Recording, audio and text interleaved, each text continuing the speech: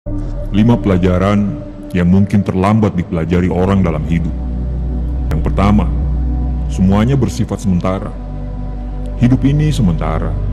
Semua orang yang Anda temui, semua yang Anda beli, atau semua yang Anda miliki, semuanya hanya sementara. Semua yang Anda kerjakan akan hilang suatu hari nanti, dan akhirnya orang-orang akan melupakannya. Jangan hanya mementingkan pekerjaan, karena kalau Anda sakit dan akhirnya Anda tidak ada di dunia ini, posisi Anda di perusahaan itu akan digantikan oleh orang lain. Dan besoknya, semua orang yang bersedih akan biasa-biasa saja. Mereka akan sibuk dengan kerjaan masing-masing, dan mereka akan melupakan Anda. Sedangkan keluarga adalah orang yang paling berat menanggung beban ketika Anda nggak ada di dunia ini.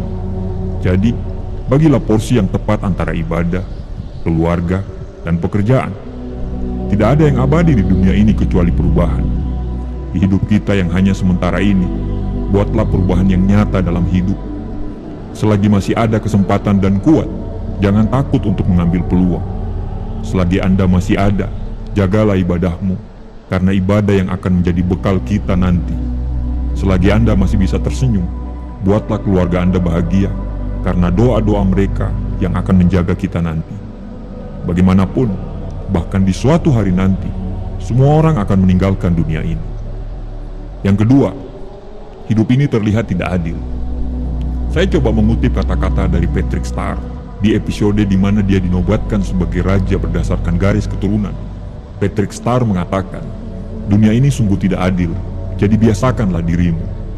Jika kita mau lihat hidup ini dari perspektif yang agak egois, dari sudut pandang manusia tentunya, Anda akan dapat melihat bahwa seseorang yang bisa saja berbuat jahat dan semau mereka, namun mereka dapat hidup enak, tenang, tanpa ada gangguan apa-apa. Di sisi lain, mungkin Anda dapat melihat dari kondisi yang sebaliknya. Ada orang yang selalu berbuat kebajikan, namun hidupnya sangat merana. Sehingga, iya, hidup ini memang pada dasarnya tidak adil. Dengan memaknai bahwa hidup ini memang tidak adil, saya sebagai seorang pribadi pada akhirnya mencoba untuk tidak terlalu banyak bergantung pada hal-hal yang ada di luar diri saya, baik itu orang lain atau apapun itu. Dengan memaknai bahwa dunia ini tidak adil, pada akhirnya saya dapat menyadari bahwa satu-satunya pihak yang dapat saya andalkan hanyalah diri saya seorang, dan juga menyandarkan diri saya kepada Sang Pencipta. Tapi tunggu dulu, jika Sang Pencipta itu adalah pihak yang menciptakan dunia, dan dunia ini tidaklah adil, apakah itu berarti Sang Pencipta ini tidak adil? Oh tidak, tentu tidak seperti itu. Seperti yang sudah saya jelaskan di atas, bahwasanya hidup itu tidak adil adalah salah satu pandangan yang saya tanamkan pada diri saya sebagai seorang manusia. Namun demikian, jika saya mencoba untuk melihat secara lebih luas lagi, bahwa diri saya ini sebenarnya hanya percikan kecil dari roda semesta yang sedang berputar, saya dapat melihat bahwa konsep adil yang saya miliki bisa saja berbeda dengan konsep adil yang dimiliki oleh orang lain. Jika konsep adil manusia satu sama lain berbeda, bagaimana dengan Tuhan?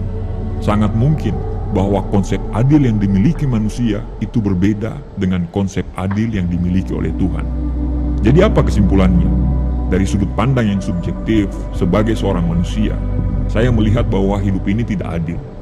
Tapi dari sudut pandang objektif yang lebih luas dengan mempertimbangkan segala macam elemen dan aspek kehidupan yang ada dalam alam semesta ini, bisa dikatakan bahwa hidup itu adil. Life can be unfair sometimes, but that's no reason to just give up. Hidup itu kadang-kadang tidak adil, tapi itu bukan alasan untuk kita menyerah. Nomor 3, orang lain memperlakukan Anda seperti Anda memperlakukan diri Anda sendiri. Cara Anda menampilkan diri, apa yang Anda pikirkan tentang diri Anda, siapa Anda sebagai seorang individu, semuanya ada dalam kendali Anda. Anda dapat memilih untuk tumbuh, belajar, dan berkembang. Anda sebagai individu adalah akumulasi dari pengalaman dan keyakinan Anda. Anda akan dinilai orang lain karena apa yang Anda perbuat. Ketika hidup kita selalu bertopeng, maka jangan salahkan orang lain jika melihat kita dan memperlakukan kita sesuai dengan bentuk topeng apa yang kita kenakan. Tapi ketika kita tampil apa adanya, dengan segala kekurangan dan kelebihan kita, maka orang akan memperlakukan kita selayaknya, seoriginal mungkin. Setelah Anda sepenuhnya menerima kekurangan dan kelebihan Anda, seluruh persepsi dunia tentang diri Anda akan segera berubah. Lebih menghargai diri sendiri, bahkan kalau perlu, itu merupakan sebuah kewajiban. Nomor 4, pengalaman yang Anda lakukan hari ini akan dapat menguntungkan Anda di masa depan. Andai dulu saya disiplin les piano, mungkin sekarang saya bebas memainkan irama apapun yang saya mau dalam tuts piano. Andai dulu saya disiplin latihan karate, mungkin sekarang saya tidak takut dengan siapapun. Andai dulu saya disiplin kuliah dan belajar, mungkin saya sekarang sudah dapat beasiswa untuk melanjutkan S3 ke luar negeri. Memang akan selalu lebih mudah untuk dilihat yang ternyata Anda bisa lakukan lebih baik lagi ketika Anda melihat kembali ke masa lalu. Mereka semua menyesal tidak membaca lebih awal, dan tidak ada dari mereka yang mengingat waktu yang terbuang untuk menonton TV. Jika mereka lebih pintar dengan waktu mereka, mereka tidak akan berkorban sebanyak apa yang mereka lakukan. Jadi, sebelum terlambat, lakukanlah sesuatu yang hebat hari ini, sehingga diri Anda di masa depan akan berterima kasih kepada diri Anda di masa lalu. Nomor 5, malu atau takut dikritik akan menghentikan Anda dari menjadi apa yang sebenarnya Anda inginkan. Pada dasarnya, ada dua jenis kritik, yaitu kritik yang membangun atau konstruktif, dan kritik yang mencela atau destruktif.